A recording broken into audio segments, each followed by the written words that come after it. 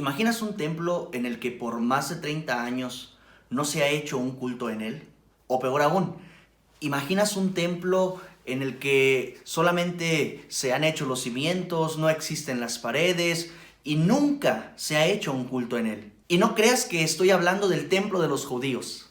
Quédate conmigo y de esto y mucho más hablaremos en esta ocasión.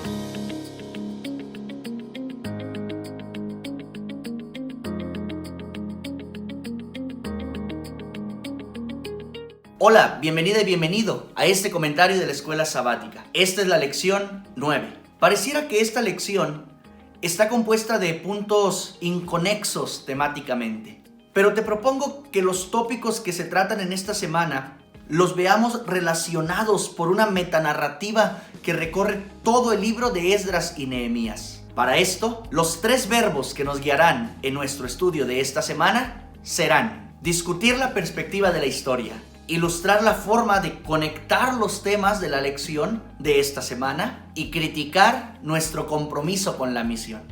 Primer verbo, discutir. Discutamos la perspectiva de la historia. En el primer semestre de mi carrera de teología, mi maestro favorito, el doctor Alejo Aguilar, me enseñó que la historia se puede entender desde 2 perspectivas. Una cíclica, donde las cosas suceden y suceden, por lo que la vida se vuelve tediosa, cansada y repetitiva.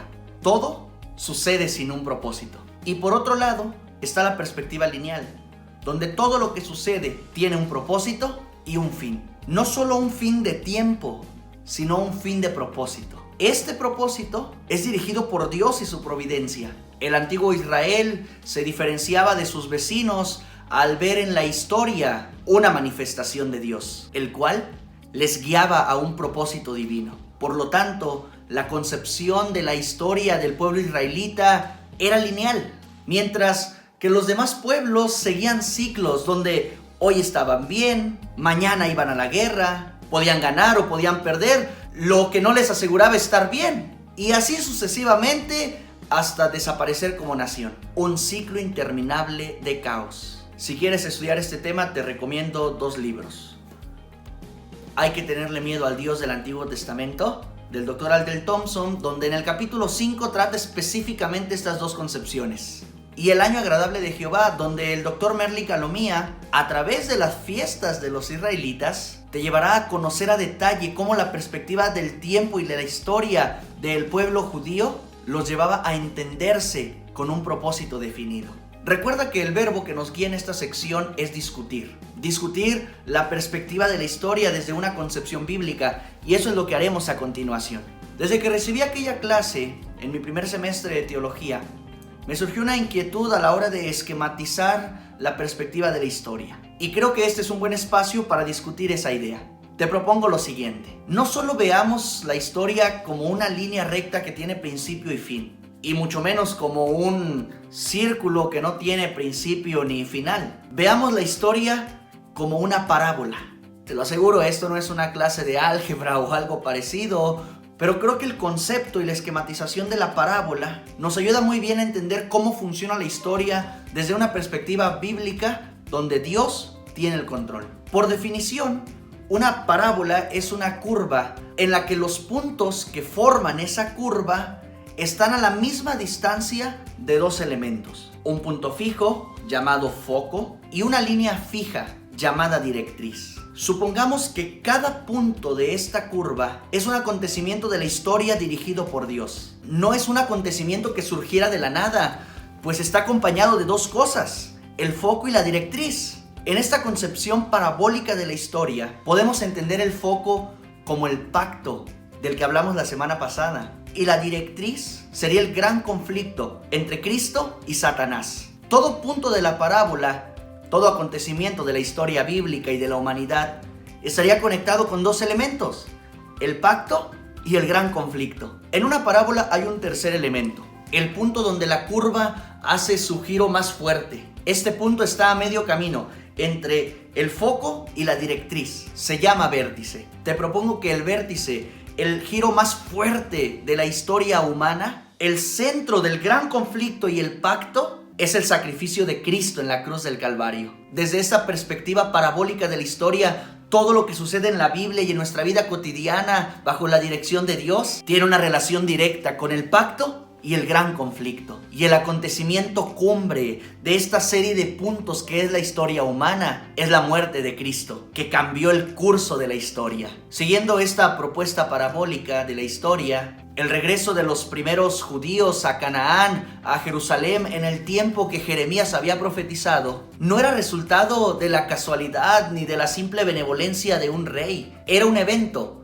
que se relacionaba directamente con el pacto que Dios había hecho con su pueblo y la promesa de restauración. Y era una señal que demostraba que en el gran conflicto el enemigo no tendría el control para siempre y que un día, así como los judíos, tú y yo volveremos a casa. Y esto es seguro, porque el evento de la cruz ha cambiado el curso de la historia a nuestro favor. Te recuerdo que estamos discutiendo perspectivas para entender la historia. Yo solo te propongo la perspectiva parabólica, que me parece bastante útil. El debate está abierto. Pensemos y razonemos. Segundo verbo, ilustrar. Tratemos de ilustrar gráficamente cómo conectar los temas de los que nos habla la lección.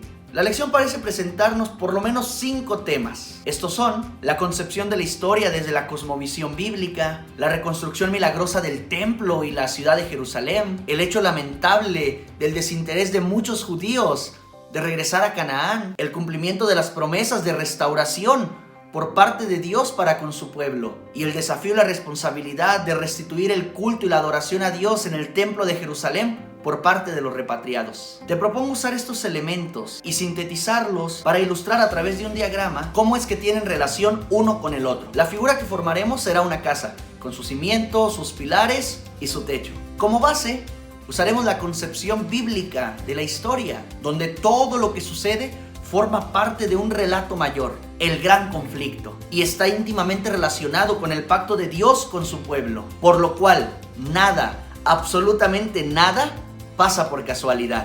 Teniendo la base, ahora pongamos 3 pilares. El primero es la reconstrucción y restauración milagrosa del templo y la ciudad de Dios. El segundo es el elemento siempre presente del pecado y la desobediencia del hombre, representado por aquellos judíos que decidieron quedarse en Babilonia antes que cansarse para venir a Jerusalén. El último pilar es la fidelidad de Dios al cumplirle a su pueblo las promesas de restauración y traerlos de nuevo a la tierra prometida. Cada uno de estos 3 pilares se relaciona íntimamente. Que la ciudad y el templo se hubieran podido reconstruir no fue resultado de las fuerzas de los judíos. Era un milagro, pues eran pocos y muchos se habían quedado en Babilonia. Por eso los problemas que pasó Esther, por no regresar cuando el tiempo para hacerlo había llegado. Pero aún así, Dios fue fiel a sus promesas. Moisés le había dicho al pueblo: sucederá que cuando hubieren venido sobre ti todas estas cosas, la bendición y la maldición que he puesto delante de ti,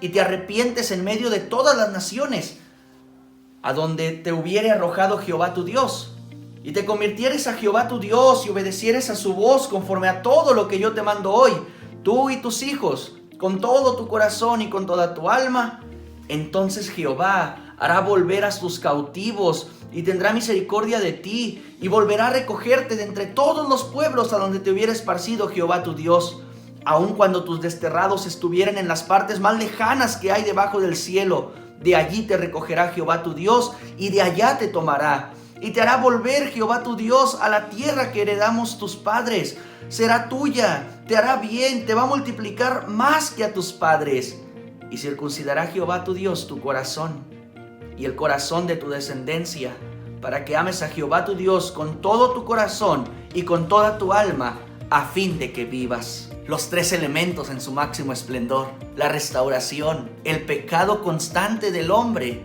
y la fidelidad y misericordia eternas de Dios. El último elemento de nuestra casa es el techo. El último tema del que habla la lección es el desafío y la responsabilidad de los judíos que habían regresado a Jerusalén de restituir el culto y la adoración de Dios a través de los servicios y las ceremonias en el templo. El doctor Moscala, autor de nuestra lección de escuela sabática, lo enfoca de una manera muy interesante. El gran reto que tenemos de evangelizar las ciudades, de cumplir la misión. Cuando tenemos una base firme de que lo que sucede en nuestra vida está siendo guiado por Dios y comprendemos que Dios hace milagros y que restaura a pesar del pecado del hombre y que es fiel a su pacto, nuestras prioridades serán las correctas y enfocaremos todos nuestros esfuerzos a cumplir la misión que Cristo nos encomendó: predicar el evangelio de salvación. Tercer y último verbo: criticar. Vamos a criticar nuestro compromiso con la misión. La crítica es resultado del criterio, y el criterio es pensar bien. Pensar bien es conocer la verdad o encaminar el entendimiento por el camino que conduce a ella. Sabemos que la verdad última es Cristo, así que usemos la vida de Cristo para hacer una crítica al compromiso que tú y yo tenemos para con la misión. La misión no es solo una encomienda y mucho menos una orden. La misión es una razón de existencia, es un estilo de vida. De hecho, los verdaderos cristianos, y más aún el pueblo remanente, pueden considerarse como tales en función al compromiso que muestren hacia la misión en su vida cotidiana. Al principio te preguntaba de un templo en el cual durante más de 30 años nunca se hizo un culto en él. Te platico, el templo del que te hablo nunca existió, solamente existieron sus cimientos. Razones de las cuales espero contarte en otra ocasión impidieron que se construyera. Solo quedó esto: unos fierros que por más de 3 décadas aguantaron las inclemencias del clima, en un lugar donde los adventistas fueron muriendo uno a uno, hasta que los pocos que quedaron no supieron más de nuestra iglesia. Pasó el tiempo y hombres visionarios, guiados por Dios, así como Esdras y Nehemías, se comprometieron a edificar un lugar donde se pudiera alabar a nuestro Dios. El Señor fue bueno y sin esperarlo, un grupo de misioneros fueron usados por el Espíritu Santo. Y así como Dios en la creación, en 6 días levantaron un lugar donde el evangelio pudiera predicarse como un milagro. Y a pesar de nuestro pecado, Dios levantó ese edificio que esperó más de 30 años para ser terminado. Los tiempos de Dios son perfectos. A pesar de nuestros errores, a pesar de nuestra falta de compromiso, Él nos tiene misericordia. El sábado pasado se realizó el primer culto en este templo y fue una bendición, y lo seguirá siendo, pero el desafío es enorme. El templo está y tú ves muchos adoradores en esa foto, pero la mayoría son miembros que vienen de otra iglesia y se reunieron a dedicar y agradecerle a Dios por la construcción de ese lugar. Ahora el reto es que haya adoradores locales que vivan alrededor de donde está nuestro nuevo templo, y el Señor ya está haciendo su parte. Le pido a Dios que nos dé fuerza y valor para nosotros cumplir con la nuestra. Quizá haya lugares como este donde tú vives. Quizá conoces zonas cerca de tu casa donde no ha llegado el evangelio. Compárate con Cristo. ¿Qué tienes que hacer? ¿Estás dispuesto a comprometerte con la misión? Por ahora no tienes que irte a otro país. Estoy seguro que a tu alrededor hay muchas personas que todavía no conocen de Jesús. ¿Qué estamos esperando? Que esta semana nos atrevamos a ver nuestra vida como parte del plan de Dios. Que tú y yo estemos seguros de que a pesar de nuestro pecado, Dios es fiel y que Él restaura a sus hijos. Tú y yo somos privilegiados. ¿Nos comprometeremos con la misión? Yo espero que sí.